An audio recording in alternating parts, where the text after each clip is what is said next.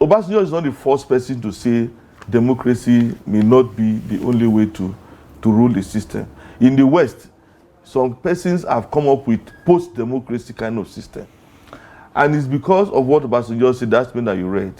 When you now talk about the majority, the majority. Now, how do we arrive at the majority? If you look at the election in, in Taraba State, the local government election, this man, maybe an old person, he said something. He said the number of ballot papers that I saw when I went to vote, were few. But when the figures came out, it was in thousands. You understand? Now, and this takes me back to another, I think it was Jimmy Carter.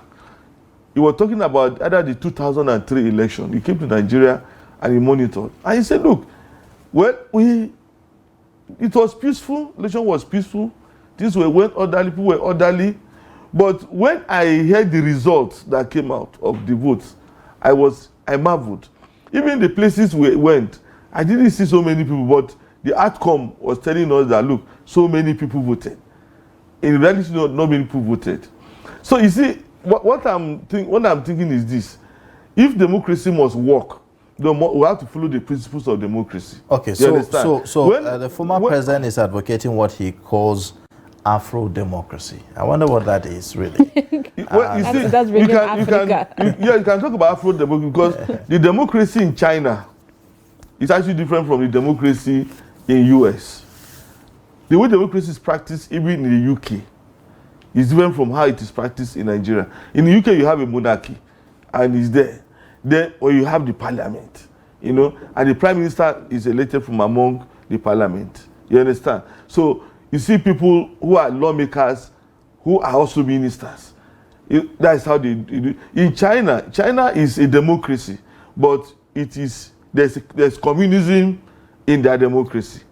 The communist party that runs China. Now, even the economic system is different from the Western economic system, but then they are achieving results. If you go to Scandinavian countries, they have their own system. They're achieving results. But do you think that if Nigeria sticks to the system of government that was fashioned out for Nigeria from its creation, the federal system that we always talk about, if it has stick to that, will we be having this conversation now about our democracy not working? No, you see, it is the abuse of the system that is leading to what we are having now.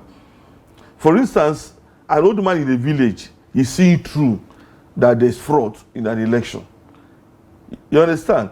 I was discussing with a friend yesterday, and he was saying, look, those of them who are professors are endangered. I say, why? He said, now in Nigeria, people see professors as fraudulent people. Because you conducted an election did not go in line with the rules of the game, you went and declared the results.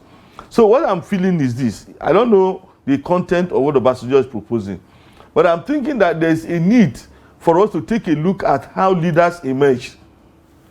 Because somebody is corrupt, somebody is a fraudster, somebody is not win an election, but he becomes whatsoever. He becomes a parliamentarian, so is it becomes with the process governor. now? Is it the with process the process matters because if you don't have the structure of governance, which one are we? In the process, if the process is faulty, then the people who occupy those positions will not deliver the goods. Because if you have fraudulent people taking positions, it means that they cannot change. It is that fraud that will be perpetuated in the system. So I am feeling that if there is another way, you see, at the local level, maybe community level, people know those who are credible.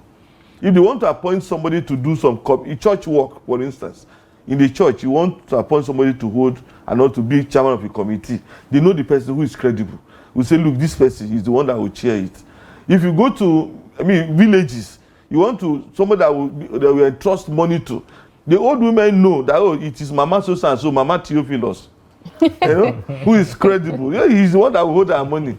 Now, you see, by the time we have a system that will say, okay, we know those who are credible, we give them responsibilities, then we'll now have a system that can work well for us.